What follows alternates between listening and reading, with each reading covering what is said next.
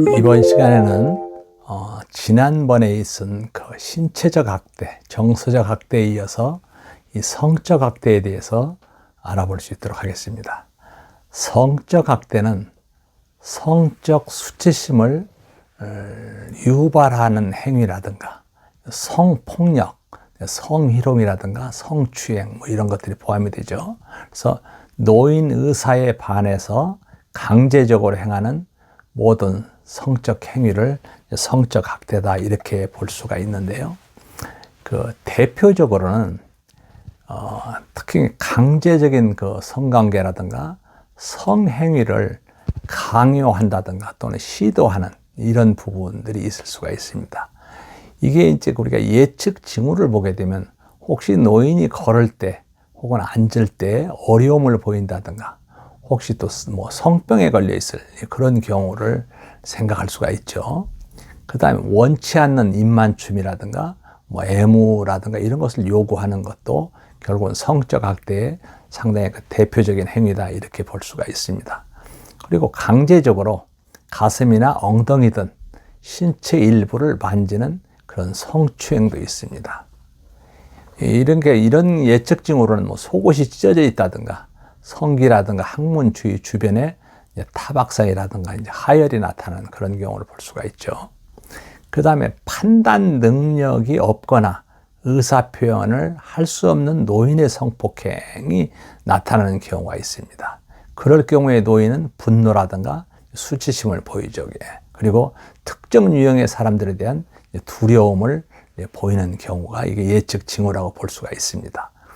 그리고 신체를 빗대어서 이 혐오감을 주는 그런 언행들, 그리고 원하지 않거나 판단 능력이 부족한 노인의 성적 신체 부위를 불법 촬영하는 이런 부분들이죠. 그리고 강제로 학대 행위자의 성적 행동을 보게 하는 이런 부분들을 우리가 하나의 성적 학대로 볼 수가 있습니다. 또 하나는 경제적인 학대를 얘기할 수 있습니다. 그래, 노인의 의사에 반해서 재산 또는 권리를 빼앗아가는 행위다. 이 경제적 착취라든가 재산에 관한 법률 권리를 위반한다든가 경제적 권리와 관련된 의사결정에서 어떤 통제 등을 하는 그런 행위가 경제적인 학대다. 이렇게 볼 수가 있어요. 근데 경제적인 학대의 이제 대표적인 행위를 보게 되면 노인의 허락 없이 임금이라든가 연금, 임대료, 뭐 재산 등을 뭐 가로챈다든가 임의로 사용하는 것들, 그렇죠? 뭐 친척이나 가족이 도와준 대가로 노인의 연금을 뭐 가로채는 그런 부분들이죠. 그리고 허락 없이 노인 명의의 은행 계좌로부터 현금을 인출하여 사용하는 그런 행위. 또 물건을 뭐 파괴한다든가 노인의 재산에 재산적 피해를 주는 것들. 또 뭐 빌린 돈이나 물건을 돌려주지 않는 경우. 또 노동의 대가를 지급하지 않거나 가로챈 행위. 허락 없이 노인의 신용으로 이익을 취하는 행위들. 그리고 또 허락 없이 노인 명의의 은행 계좌라든가 보험 등을 해약하는 행위죠. 그리고 노인이 원치 않는 방법으로 대리권을 악용하는 행위. 그리고 노인 부양을 전제로 재산 상속 또는 정의하였으나 부양 의무를 이행하지 않는 것들. 이런 것들이 이제 대표적인 행위라고 볼 수 있는데요. 여기에는 이제 노인의 임금이 정당하게 지급되지 않거나 체불되는 것들이 이제 예측 징후로 나타나죠. 노인이 빌려준 돈이라든가 물건을 또 받지 못하는 경우가 있고요. 노인의 부양에 지나치게 많이 쓰인 비용들을 제시할 때 이런 부분들이 생각하고 돼요. 또 체납된 공과금이라든가 고지서가 발견됐을 때, 또 노인 개인의 귀중품이 없어지는 경우, 이런 경우에 노인의 경제적인 학대의 어떤 예측 징후다 이렇게 볼 수가 있습니다. 그 다음에 이제 방임이 있죠. 방임은 부양 의무자로서의 책임이나 의무를 거부한다든지 불이행 또는 포기해서 노인의 의식주라든가 의료를 적절하게 제공하지 않는 그런 행위라는 거죠. 그래서 노인 스스로 이제 최소한의 자기 보호 관련을 포기하여 이렇게 심신이 위험하고 사망에 이르기까지 하는 이런 자기 방임도 여기에 이제 포함이 된다라고 볼 수가 있습니다. 이 방임의 대표적인 행위로는 스스로 식사나 배변 처리가 어려운 노인을 이제 방치해 둔다는 거죠. 여기에 보면 예측증으로 보게 되면 대변이라든가 소변, 냄새가 나고 옷과 몸에서 악취가 심하고 개인의 위생 관리가 안 된 상태를 보면 이것은 방임의 상태에 있구나 이렇게 느낄 수가 있죠. 그리고 노인 스스로 청결을 유지하기 어렵거나 불가능함에도 방치한다는 거죠. 그렇죠. 땀띠라든가 염증, 욕창 이런 것이 방치돼서 노인의 건강에 위험한 상태죠. 그리고 노인에게 안정된 주거 공간을 제공하지 않고 부적절한 주거 공간에 거주하게 하는 이런 부분들. 그래서 그리고 이제 노인에게 필요한 의약품이나 치료가 제공되지 않는 것을 보게 되면 바로 이제 이런 걸 생각할 수가 있고요. 또 경제적 능력이 없는 노인의 기본적 생존을 위한 경제적 보호를 제공하지 않는 그런 상태. 그렇죠? 말 그대로 이제 또 노인에게 필요한 그런 의료적 조치를 취하지 않고 노인의 간병을 소홀히 하는 행위.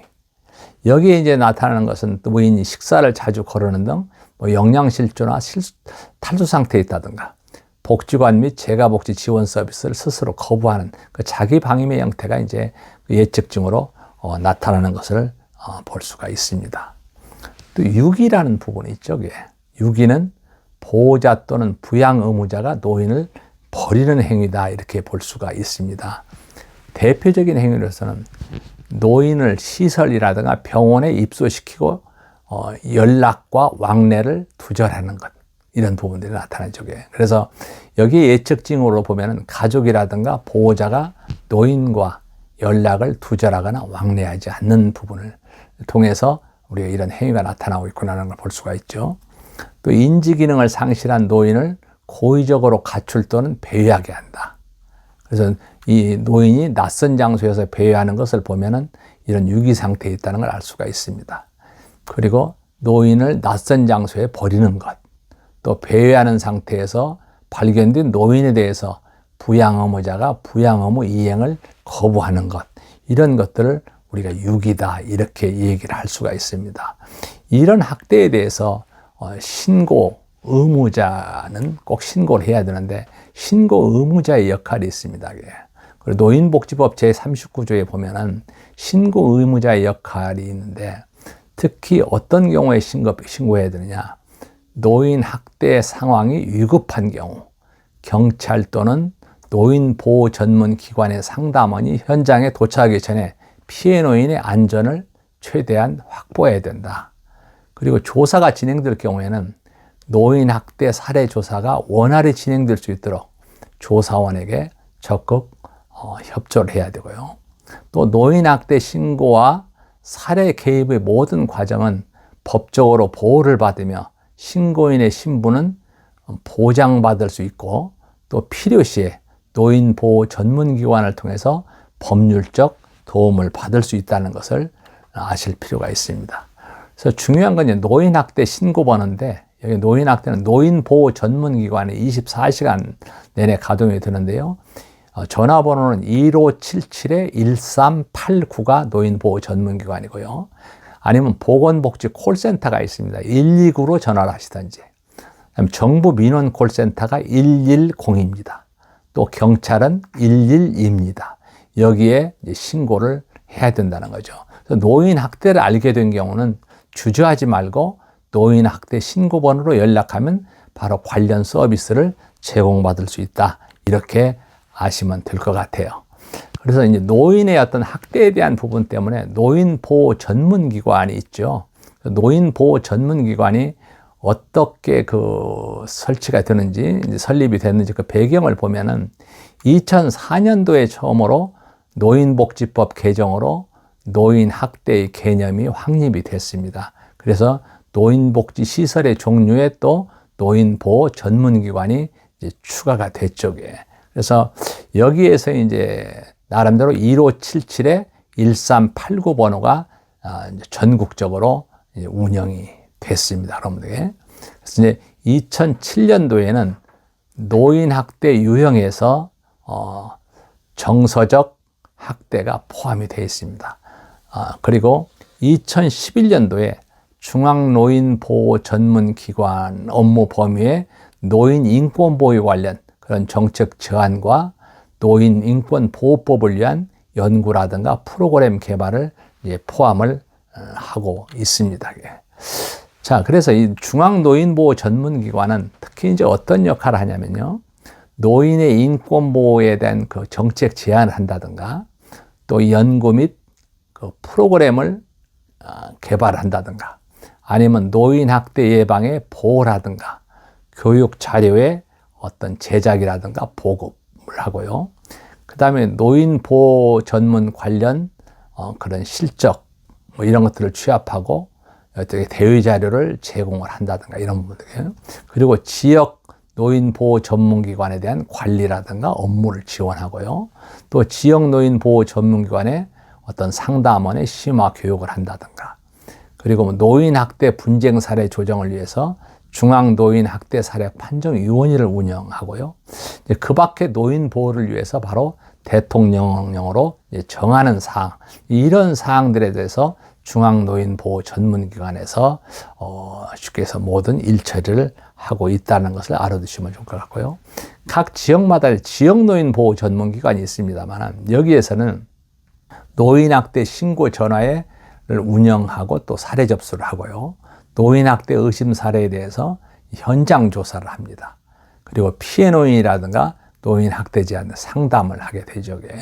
그리고 피해 노인 가족 관련자와 관련 기관에 대한 상담을 한다든가 또 여기에 뭐 서비스 제공에 따른 하나의 뭐 기록을 한다든가 뭐 기록에 대한 보관을 한다든가 또 일반인을 대상으로 한 노인 학대 예방 교육도 실시합니다. 그리고 노인 학대 행위자를 대상으로 한 재발 방지 교육을 시키고요. 그리고 이제 노인 학대 사례 판정을 위한 지역 노인 학대 사례 판정위원회를 운영하고 또 지자체 사례회의를 운영합니다. 그 밖에 노인 보호를 위해서 보건복지부령으로 정하는 사항들에 대해서 지역 노인 보호 전문기관에서 이제 그 여러 가지 부분에 일을 하게 되는 부분이죠. 그리고 이제 그 노인복지부 39조 19항에 보면은 학대 피해 노인 전용 쉼터가 설치되어 있습니다. 여기에 보면은 국가와 지방자치단체는 노인 학대로 해서 피해를 입은 노인, 그렇죠? 노인을 일정 기간 보호하고 심신 치유 프로그램을 제공하기 위해서 노인 학대 전용 쉼터 이런 것을 설치할 수 있다 이렇게 되어 있습니다. 그래서 이 쉼터는 대개 이제 학대 피해 노인의 보호와 숙식 제공이라든가 쉼터 생활을 지원하고요. 또 학대 피해 노인의 심리적 안정을 위한 전문 심리 상담이라든가 치유 프로그램을 제공하는 역할을 하고 있습니다. 그리고 학대 피해 노인에게 학대로 인한 신체적, 정신적 그런 치료를 위한 기본적인 의료비를 지원하는 역할도 하고요. 또 학대 재발 방지와 원가정 회복을 위해서 노인 학대 행위자 등에게 전문 상담 서비스를 제공하도록 합니다. 그 밖에 쉼터에 입소하거나 쉼터를 이용하는 학대 피해 노인을 위해서 보건복지부령으로 전하는 사항 이런 것들을 쉼터에서 하고 있는 그런 입장이다 이렇게 볼 수가 있습니다. 이렇게 함으로써 우리가 노인 학대에 대한 부분을 말씀을 드리고 그 다음에는 관계 형성의 실제에 대한 부분인데요. 이게 이제 어떻게 보면 침해 대상자 또 대상자와의 가족 이런 경우와 같이 다 관계 형성에 대한 부분을 한번 알아볼 수 있도록 하겠습니다. 그래서 이 침해 대상자의 가족에 대한 어떤 그 여러 가지 부분은 이제 사례를 좀 통해서 알아봐야 되는데요. 이론적으로 우선 먼저 한번 진행을 해볼 수 있도록 하겠습니다. 우선 그 대상자 가족과의 관계 형성 과정에서 보면은요, 이미 대상자와 가족을 대면하기 전 단계부터 우리가 관계가 형성된다 이렇게 볼 수가 있습니다. 그래서 침해 대상자를 돌보았던 과거의 경험을 우리도 한번 돌이켜 볼 필요가 있죠. 그래서 침해 대상자와 돌보는 가족에 대한 우리 특히 이제 돌봄 서비스를 하시고 계시는 우리 이제 사회복지사라든가 우리 요양보호사들, 이런 사람들이 자신의 감정이라든가 생각을 한 번 더 정리를 해보는 것이 도움이 된다. 그래서 내가 이 대상자라든가 치매 가족을 대면할 때 어떻게 해야 될 것인가, 이런 부분들을 생각을 해볼 수가 있습니다. 그리고 만나야 될 대상자와 가족에 대한 어떤 정보를 우리가 미리 숙지하는 게 중요하죠. 그 대상자에게 적합한 돌봄 방법을 계획한 후에 가족을 만나는 것이 굉장히 도움이 된다라는 거죠. 그래서 가족 상황을 잘 이해하는 것이 바로 초기 관계를 잘 형성하고 협력적인 그런 관계를 잘 유지할 수 있다는 거죠. 그리고 치매 대상자와 가족 관계의 긍정적 초기 관계 형성이 바로 적절한 의사소통 능력이고, 말 그대로 효율적인 그런 서비스 이용이 이루어지도록 하나의 상당히 도움이 된다라고 얘기를 할 수가 있습니다. 그래서 우선 치매 대상자와 가족과의 첫 만남의 단계를 우선 생각을 해볼 필요가 있는데요. 처음 만나게 되면 서로에 대한 이렇게 소개가 이루어지죠. 그러면서 이제 의사소통이 이제 시작이 됩니다. 그때 이제 좀 편안한 환경에서 좀 대화를 할 필요가 있고요. 또 마음의 여유를 가지고 상대에게 친근감과 관심을 표현해야 되는 거죠. 그리고 때로는 가벼운 신체 접촉도 해야 되고요. 천천히 분명하게 이제 얘기를 합니다. 그리고 사실 여부와 대상자의 감정 상태에 공감을 하는 부분이 필요합니다. 그리고 아까 말씀드린 것처럼 이제 치매 대상자 가족과 첫 만남에서 자신을 소개하고 서로에게 질문을 통해서 친밀감이나 공감대를 형성을 하죠. 그리고 앞으로의 역할이라든가 기대 등에 대해서 말하면서 신뢰감을 쌓는 겁니다. 그리고 먼저 자신을 소개하고 계획된 임무라든가 어떤 이런 쪽에 초점을 두고 내가 하게 되는 그런 역할을 서서히 설명을 하죠. 그리고 서비스 제공 전에 그동안 해왔던 가족만의 돌봄 방법, 이런 것을 인정을 하고 그걸 참고를 할 필요가 있습니다. 그리고 이제 돌보는 과정에서 발생한 일은 우리가 비밀로 지킬 것을 전달해서 신뢰감을 줄 필요가 있죠. 대상자와 요양보호사 모두가 적응 시간이 필요함을 가족에게 알려주는 거죠. 그리고 가족은 자유시간을 갖게 되면 어떻게 사용할지에 대한 정보를 주고 또 경험을 나누고 가족 스스로 시간을 가지도록 격려를 해줍니다. 그리고 대상자가 스트레스를 느끼고 거부할 경우 가족과 함께 상의해서 거부 이유나 대인관계 등에 대한 정보를 바탕으로 어떤 효과적인 전략을 세울 필요가 있다는 겁니다. 자, 그 다음에 이제 우리가 서로 이 신뢰감이라든가 이제 가족이라든가 치매 대상자와 같은 존중감이 쌓이면 돌봄에 있어서 문제를 함께 해결해 나갈 수 있다는 거죠. 그리고 관심을 기울이는 것이 관계 형성에 이제 중요한 기술이다, 이렇게 얘기를 할 수가 있습니다. 그리고 언어적 표현 외에 비언어적인 표현을 통해서도 우리가 관심을 전달할 수가 있고요.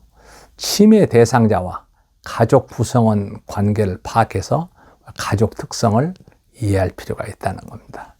그리고 대상자에게 어떻게 접근할지, 언제 도움을 청하면 되는지 적극적으로 먼저 가족에게 알릴 필요가 있다는 거죠. 그리고 가족이 요구하는 그런 돌봄 관련 지식이라든가 정보를 파악해서 필요한 정보를 전달을 한다는 거죠. 자, 여기에서 이제 세 가지 단계가 있습니다. 가족과의 관계에서 부정적인 관계가 있고요. 그다음에 무관심한 관계가 있고 협력적인 관계가 있다고 볼 수가 있습니다. 그래서 부정적인 관계는 대상자의 가족과 요양보호사 간의 상호 관계가 부정적이다. 이때는 그 대상자를 위한 가족의 염려, 우선순위 또는 노력에 대한 요양보호사의 관심, 요양보호사나 사회복지사의 관심이 부족하다고 볼 수 있죠. 그래서 가족과 요양보호사나 사회복지사가 상대방의 노력을 오해하거나 불신하는 경우가 부정적인 관계. 또 무관심한 관계가 가족과의 어떤 그 돌봄 대상자와의 관계가 상호작용이 거의 없다라는 얘기죠. 그러다 보니까 결국은 대상자에게 필요한 도움을 가족과 돌봄 서비스 종사자가 중복으로 해줄 수 있고 반대로 필요한 서비스를 못 받을 수가 있다는 거죠. 마지막으로 좋은 관계가 바로 협력적인 관계입니다. 가족과 돌봄 서비스 대상자가 서로 공동의 목표를 세우고 목표 달성을 위해 헌신하고 서로 도움을 주고 의사결정에 대한 책임을 공유하죠. 대상자를 위한 염려와 우선순위에 대해서 진심으로 서로 관심을 표하는 것. 그리고 대상자를 위한 가족과 요양보호사 모두 이때는 달성의 기회가 많아진다는 거죠. 이로써 우리가 그 노인에 대한 인권 또 관계 형성에 대한 부분을 마칠 수 있도록 하겠습니다. 감사합니다.